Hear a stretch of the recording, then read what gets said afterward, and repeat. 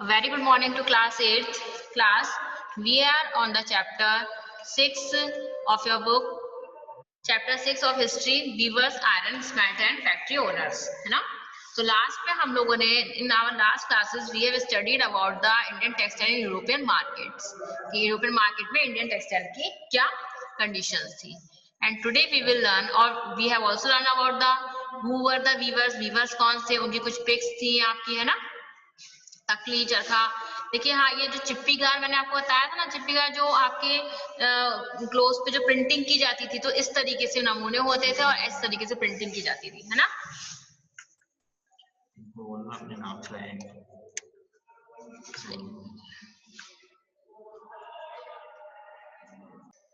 तो हम लोगों ने डिक्लाइन, उसके अंदर हमने ये भी देखा था कि डिक्लाइन ऑफ इंडियन टेक्सटाइल कहाँ पे हुई थी, है ना? तो यहाँ पर इस तरीके से अब हम जो आ गए थे वो था हमारा next topic, cotton mills come up, कि किस तरीके से कॉटन मिल्स इंडिया में आई, है ना? क्योंकि अब तक इससे पहले हमने ये पढ़ लिया कि इंडियन टेक्सटाइल की क्या वैल्यू थी यूरोपियन मार्केट में और वर्ल्ड क्या थी. नाउ तो the first cotton mill in India was set up as a spinning mill in Bombay in 1854. तो ये बात में माइंड में ध्यान रखिए आप लोग सभी लोग कि इंडिया में जो फर्स्ट कॉटन मिल लगी थी वो 1854 में लगी थी और कहाँ पे लगी थी आपकी? बॉम्बे में. ठीक है. From the early 19th century, Bombay had grown as an important port for the export of raw cotton from India to England and China. और जो अर्ली 19th सेंचुरी में, क्योंकि बॉम्बे में ही वो स्टार्ट की गई थी, क्योंकि बॉम्बे कैसा रहा था, एक इम्पोर्टेंट पोर्ट के रूप में रहा था रॉ कॉटन को एक्सपोर्ट करने में. कहाँ से? वो इंग्लैंड और चाइना के लिए. तो इसीलिए वहीं पर ही जो है कॉटन मिल्स जो है स्थापित की गई. क्यों?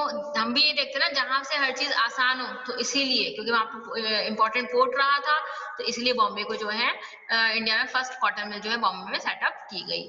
फिर by 1900 over 84 mills started operating in Bombay. और फिर 1900 सेंचुरी आते आते क्या हुआ, वहां पर 84 मिल्स स्टार्टिंग हो चुकी थी बॉम्बे में. The first mill in Ahmedabad was started in 1861.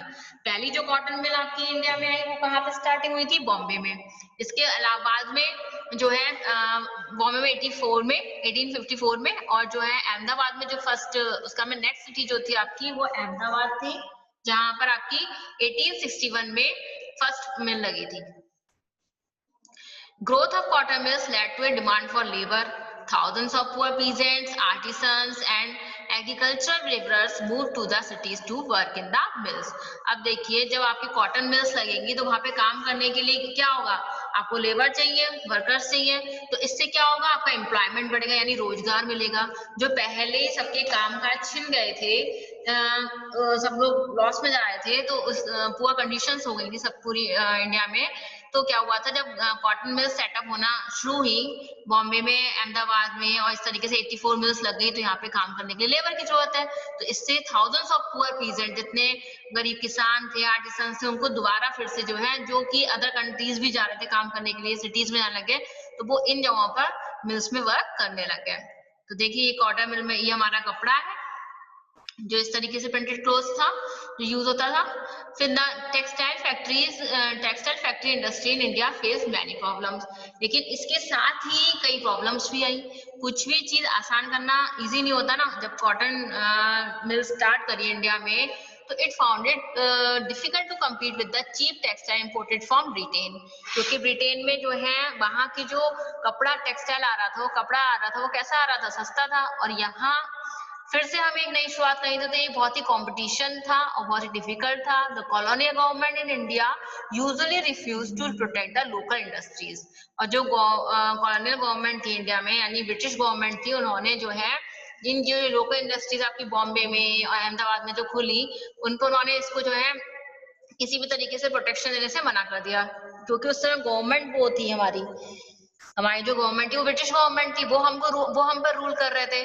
तो उन्होंने जो है इंडस्ट्री में ज्यादा इंटरेस्ट नहीं दिखाया, क्योंकि इससे उन्हीं की कंट्री का लॉस होता ना. तो यही चीज थी. तो during the first world war textile imports from Britain decline and Indian factories were called upon to produce cloth for military supplies, which increased the development of cotton factory production in India. फिर जब first world war हुआ तो धीरे धीरे क्या हुआ, British और ये जितने सारे मूवमेंट्स वगैरह हुए थे, तो उसमें ब्रिटिश टेक्सटाइल जो है डिक्लाइन होना शुरू हो गया और धीरे धीरे क्या हुआ, जितनी भी इंडियन फैक्ट्रीज थी वो उभरना शुरू हो गई, यानी उनका डेवलपमेंट स्टार्ट हो गई। तो इस तरीके से इंडिया में जो कॉटन फैक्ट्री लगी थी उनमें काम इंक्रीज हो गया, उनका प्रोडक्शन इंक्रीज हो गया, क्योंकि जो मिलिट्री को सप्लाई करने होते थे वो कॉटन क्लोथ से सप्लाई करने, मतलब इंडियन क्लोथ सप्लाई होने लग गया फर्स्ट वर्ल्ड वॉर के समय पर। अब इसी का मैं नेक्स्ट इस तरीके से हमारी कॉटन मिल्स किस तरीके से सेटअप हुई। जो नेक्स्ट टॉपिक हमारा है वो है the sword of Tipu Sultan and wootz steel. अब यहाँ पर टीपू सुल्तान की तलवार की क्यों बात की गई है ना, तो कुछ तो इंटरेस्टिंग होगा इसमें। और वुड्स स्टील की बात की गई है, तो वुड्स स्टील जो है क्या थी देख लेते हैं। Tipu Sultan who ruled Mysore till 1799 had sword made up of a special type of high carbon steel called woods which was produced all over South India। तो जो कि साउथ इंडिया में उस वक्त एक स्पेशल कार्बन की स्टील बनती थी, ठीक है। उसमें अच्छी कार्बन मटेरियल होता था और हमेशा मतलब बहुत अच्छी क्वालिटी की कह सकते हैं। तो उसका नाम था वुड्स, जो कि कहाँ पे प्रोड्यूस हो रही थी, ऑल ओवर साउथ इंडिया। ये ध्यान रखिए, जो स्टील की कैटेगरी है वो वुड्स है उसका नाम, और कहाँ पे थी, साउथ इंडिया में बनती थी। तो टीपू सुल्तान आपके जो है मैसूर कर्नाटका वाले रीजन में थे, तो कर्नाटका भी आपका साउथ में ही है ना। तो वहां इनकी जो तलवार थी वो उसी की बनी हुई थी। देखो जो राजा महाराजा या सुल्तान वगैरह होते थे वो लोगों को, हम ही हैं, हम लोगों को ही हर चीज बहुत अच्छी चीज यूज करने का शौक होता है, तो ऐसे इन्हें भी था। तो इनकी जो तलवार की जो खासियत थी वो यही थी कि वुड्स स्टील की बनी हुई थी। Wood steel, when made into swords, produce a very sharp edge with a flowing water pattern। उसपे मतलब एक अच्छा सा पैटर्न बना होता था। और दूसरी चीज उसकी जो स्टील बहुत ही शार्प, कहते हैं ना नुकीली तलवार, धार वाली। तो wootz steel was produced in many hundreds of smelting furnaces in Mysore. Wootz steel जो तैयार की जाती थी फर्नेसेस जहाँ पे पिघलाया जाता है, तो जहाँ पे लोहा मतलब आयरन ओर से लोहा तैयार किया जाता है तो उनको फर्नेसेस बोलते हैं। तो वहां पर हंड्रेड ऑफ कई इसमें मतलब तैयार, कई प्रोसेस के थ्रू ये तैयार की जाती थी, ठीक है। फिर आपका नेक्स्ट आता है Indian wootz steel fascinated European scientist. तो जो इंडिया की वुड्स स्टील थी तो इस तरीके से यूरोपियन साइंटिस्ट को अट्रैक्ट करा कि आखिर ये चीज क्या है। पहले तो कॉटन ही अट्रैक्ट कर रही थी, स्पाइसेस। तो इस तरीके से यूरोपियन साइंटिस्ट का इसमें इंटरेस्ट आ गया कि आखिर इसकी तलवार, मतलब जैसे किसी चीज की हम बहुत प्रशंसा सुन लेते हैं ना, तो यही आ जाता है प्रशंसा, जिस चीज की सुन लेते हैं तो हम लोग जानना चाहते हैं भैया क्या है। तो इसी तरीके से जो टीपू सुल्तान की जो तलवार के बारे में सुना था कि उसकी तलवार जो है वुड्स स्टील की बनी हुई है, जो कि कहाँ तैयार की जाती थी, फर्नेसेस में, स्मेल्टिंग, कई सारी अलग अलग। देखो फर्नेस आपका जो होता है जहाँ पे आपका लोहा पिघला के तैयार किया जाता है। फर्नेस एक जलती हुई हीटर को बोलते हैं, एक तरीके से हीटर कह सकते हैं, है ना। तो हाँ, तो इस तरीके से यूरोपियन साइंटिस्ट इसमें इंटरेस्टेड हुए कि आखिर ये क्या चीज है, कैसे तैयार की जा रही है। तो Michael Faraday, the legendary scientist and discoverer of electricity and electromagnetism, spent 4 years studying the properties of Indian woods 1818 and 22। तो यहाँ से एक माइकल फैराडे एक साइंटिस्ट थे, लीजेंडरी इसलिए बोला गया है कि उन्होंने इलेक्ट्रिसिटी की और इलेक्ट्रोमैग्नेटिज्म की डिस्कवरी की थी। और इन्होंने 4 साल 1818 से लेके 22 इयर्स तक इस स्टील इंडियन वुड्स की जो है प्रॉपर्टीज पे स्टडी करी कि कैसे तैयार की जा रही है, क्या है, क्या टेक्निक है। कहते हैं ना किसी की टेक्निक सीख लो, पूरा उसका, अगर आप उसकी टेक्निक सीख लोगे तो आप भी उस चीज को कर सकते हो। तो यही किया था उन्होंने। फिर the wootz steel making process which was so widely known in South India was completely lost by the mid 19th century. तो जो ये साइंटिस्ट थे, यूरोपियन साइंटिस्ट माइकल फैराडे, जब उस पर रिसर्च करी तो जो ये प्रोसेस सिर्फ साउथ इंडिया में थी, वो अब क्या थी, यहाँ से जा चुकी थी। यानी एक तरीके चुरा के ले आता है किसी की टेक्निक, तो वो हो चुका था 19th सेंचुरी तक। यानी अब जगह जगह वुड्स स्टील बनने लग गई। The swords and armors making industry died with the conquest of India by the British, and imports of iron and steel from England displaced the iron and steel produced by craftspersons, craft people in India. तो इस तरीके से जो ये would steel बनाने की जो would steel से जो ये तलवारें और आर्मर बनते थे वो किसके द्वारा ले गए, चुरा ली गई। यानी ये टेक्निक पर फिर से क्या हो गया, ये ब्रिटिशर्स ने ये भी चीज हम लोगों से ले ली। यानी अब इस चीज पे भी इंग्लैंड का आयरन स्टील भी जो इंग्लैंड की यूज होने लग गई अब, क्योंकि ये टेक्निक उन्होंने ये टेक्निक भी देख ली। तो इस तरीके से उन्होंने ये देखिए टीपू सुल्तान की तलवार बनी हुई है, इसकी नक्काशी देख लीजिए पूरी, है ना। नेक्स्ट है अबंडेंट फर्नेसेस इन विलेजेस। अब जो so class abundant furnaces in villages का मीन्स है कि गाँव में, फर्नेसेस का मतलब है हीटर यानी भट्टी जिसमें लोहा पिघलाते थे, तो वो किस तरीके से छूटी, यानी क्या चेंजेस हुए। जैसे कॉटन टेक्सटाइल मिल डिक्लाइन हुई, बाद में स्टार्टिंग की गई, तो ऐसे इन फर्नेसेस का क्या हुआ। तो iron smelting in India was extremely common till the end of the 19th century. तो क्योंकि पहले यहाँ पर आयरन स्मेल्टिंग लोहे का पिघलाकर लोहा बनाना, ये टेक्निक इंडिया में 19th सेंचुरी तक मतलब कॉमन काम था कि हर कोई करता और काफी अच्छा था। तो the furnaces were most often built of clay. जो फर्नेसेस बनती थी यानी आपकी जो भट्टियां बनती थी, आप लोगों ने अभी भी देखी होंगी, हलवाई वगैरह के अगर आप देखें तो आपको देखने को मिल जाएंगी। कैसे बनती थी, क्ले की और सन ड्राइड ब्रिक्स की बनाई जाती थी, जो मतलब मिट्टी वगैरह से तैयार की जाती थी। तो the smelting was done by man while women. और जो स्मेल्टिंग थी यानी पिघलाने पर उसका जो काम करते थे वो कौन करते थे, मैन और वुमेन दोनों ही करते थे। By the late 19th century however the craft of iron smelting was in decline. अब 19th सेंचुरी के एंड आते आते यानी शुरुआत में जैसे हमारा कॉटन का काम शुरुआत में बहुत अच्छा था और बाद में उसमें बदलाव हुए, पूरा डिक्लाइन हुआ। इन ब्रिटिशर्स ने हमारी टेक्निक उसको रिप्लेस कर दिया मशीन वर्क से। फिर इसी तरीके से जो वुड्स स्टील का उन्होंने क्या करा, वो भी उन्होंने देख लिया कि ये कैसे बना रहे हैं, क्या चीज है, क्या क्वालिटी है, इसी से ऐसे उन्होंने बनाना शुरू कर दिया। तो इसमें हम पीछे हो गए। फिर क्या हुआ, इसी तरीके से जो फर्नेसेस थी, क्योंकि आयरन स्मेल्टिंग का काम पूरी तरीके से ब्रिटिशर्स आयरन और सब कुछ अब वहीं से मंगा के लोग लेने लग गए, तो वो भी यहाँ पे क्या हो गया, डिक्लाइन हो गया एंड आते आते। फिर क्या हुआ, दिस वाज बिकॉज, अब क्यों हुआ, क्यों, इसका रीजन क्या क्या थे देखो।